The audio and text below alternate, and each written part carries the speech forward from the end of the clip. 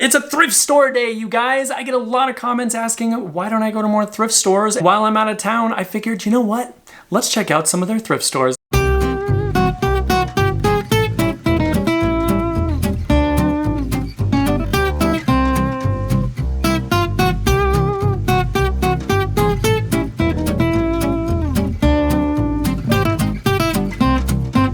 So today we're gonna go to the thrift shop, and I'm excited to go. I'm excited to see what they have, and I'm excited to take you guys along for the ride. I hope we find some really cool stuff. This particular thrift store is pretty cool. Like, it seems to have a pretty good range of different things. It's got like a lot of furniture. It's got this cool little candle. They have it listed as a candle holder. That's interesting. So I guess you just hang it with this little hook, and then it's all hand carved, and then you can just set the candle right on the top of the shelf, I guess. That's kind of a cool thing. A lot of really cool decorative things. This bronze figure is really cool. It's expensive though. They want like $300 for it, and I don't see any signatures or maker's marks on it, which $300 for an unsigned piece is kind of a lot. They do have a lot of plates. They got a lot of plates. They got a lot of cups. I'm not seeing any brands that are like jumping out at me.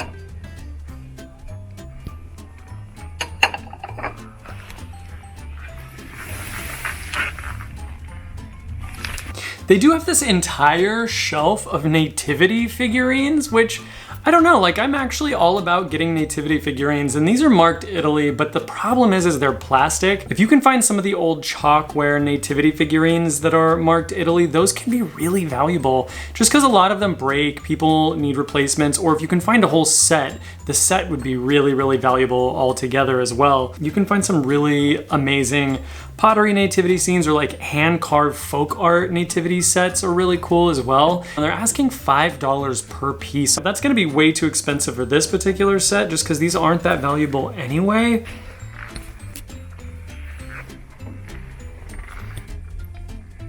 This paperweight, I am 98% sure is Waterford. I have had multiple pieces identical to this over the years. I cannot find a mark anywhere. If I can't find the Waterford mark on it, I know my customer's not going to be able to find a Waterford mark on it, and they are crazy about finding that mark. If anybody can't see it, or if it's just a little bit too faded, they don't want it, they want to return it. So this is probably going to stay here. Speaking of Waterford, this looks like a Waterford ornament. Sure enough, I open it up and it is a Waterford Christmas ornament.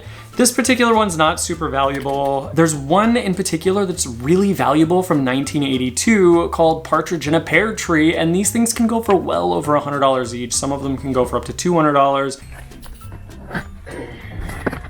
I do notice over behind this printer, they have a bunch of these tiki mugs, and they're only asking $7 each on these tiki mugs. Now, I've actually had this particular tiki mug before, and I sold it for $50 very quickly. It wasn't from this particular tiki bar though, so that's kind of gonna be interesting. That's a good price for this one. You just don't see this style very often, so I'll probably grab these just because they are not a super common style.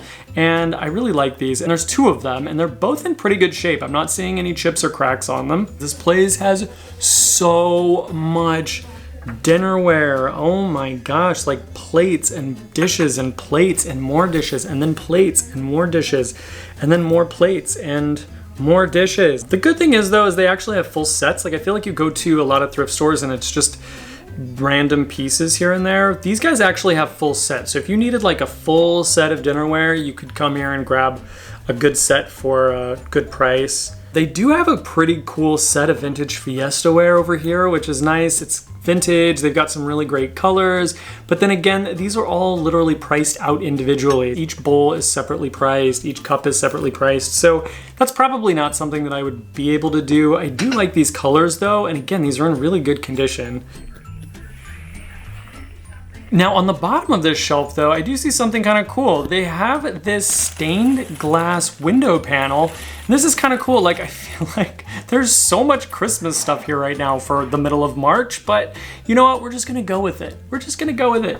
I do really well with some of these panels. If you can find a cool stained glass panel, and this is pretty intricate. Like, there's a lot of separate pieces on something like this. It's got nice colors. It's in good condition. There's no cracking to any of the glass. So this might actually be something pretty good. I can sell something like this for around $50 to $70, and they're only asking $15 for it. And then I go up to the next shelf, you guys. It's more Santa figurine. Like, what is going on? These people are so far behind. Either that or they're still doing their Christmas half off sale. I don't know what's going on, but they have so much Christmas stuff.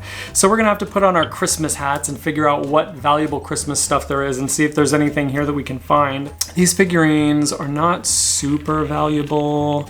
Except this, I look at these ornaments back here and these are really cool. They've got like a really awesome kind of folk art handmade look to them, and they have this sticker on the back, and these are actually from artist Bill Jacquet. He was really famous for his wood carving that he did in the 1970s, and then in the 1980s he started doing a lot of bronze and metal work, and then he became really famous for these horse statues that he ended up doing back in the day that were really cool. Like, they were very stylized, and he did this entire line of Christmas ornaments in the 1990s. Now, these are actually really valuable. Some of these can go for well over $100. I wish that they had the original boxes for these, because that would definitely raise the values by a lot, but I don't see any boxes, and none of these are priced, and there's a whole set of them. So I'm gonna have to figure out kind of how much these even are before I even consider buying something like this. But it is cool to be able to show these to you guys. They're gonna have the artist name on the bottom, so anytime you see something like this, you can just flip it over and check for a name right on the bottom. And you guys, that wasn't so bad, right? I enjoy thrift stores, but for some reason, like, I really like going to thrift stores in other towns. For some reason, I feel like there's just better things there, even though that's just not the case. I'm gonna show you guys what I actually ended up getting. Very happy, very excited about all the stuff that I ended up bringing home. So the first thing that I ended up getting was this. $15 is a really, really good price for something like this. It's very detailed, it's in good shape, it's got some good colors. It's just Christmas, so I might be holding on to it for a little while. It's just a really weird time to be selling a bunch of holiday stuff. You guys might actually remember I found one identical to this not that long ago, and I put it in a video. I showed it to you guys and kind of talked a little bit about tiki mugs, but that exact tiki mug sold super fast, like 50 bucks within the same week that I posted it. So I definitely don't mind grabbing these. It's a different bar name though, that's the only thing. And you guys, the last thing that I ended up getting, I did end up getting this whole set of ornaments. This guy's stuff is really valuable and you just don't see it very often. They wanted $20 for the whole set. Santa looks a little terrified. So, I mean, I know he's used to the whole sleigh situation, so this just might be really new to him. He doesn't look like he's enjoying it though. Again, Santa looking terrified, only on a wagon this time. The name of the artist down at the bottom. So even if it doesn't have the original sticker, you'll still be able to find his name. He's on a sleigh, but look how happy he is now on a sleigh. And this one is Santa on a reindeer. Still a little scared on the reindeer, but like, that's understandable. I feel like I would also be scared on the back of a reindeer. Santa stuck in a stocking. And here he looks probably the least happy out of all of them. I will probably sell them as a collection.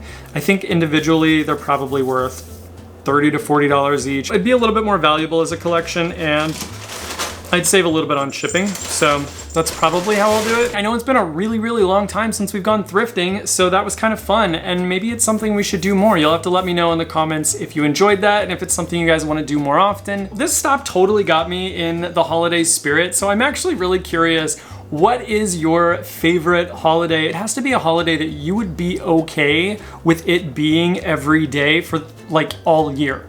So are you okay with listening to Christmas music all year? Are you okay with children coming to your door asking you for candy every single day of the year? Oh, I was just gonna say it'd be fun to have Thanksgiving all year, because then you just have like amazing food all the time, but then the cleanup process after Thanksgiving, that's something I just don't think I could handle on a daily basis, right? Like, I love Christmas music for a couple of months, but every day I think I would just, it might be a little bit much. Anyways, leave me a comment in the comment section below. I'm super super excited to hear about what your favorite holiday is and what holiday you think would be cool to do 365 days a year. Super excited to read your responses. If you haven't hit that subscribe button yet, make sure you do it now so you don't miss future episodes. And as always, thank you guys for watching, and I hope you have a wonderful day.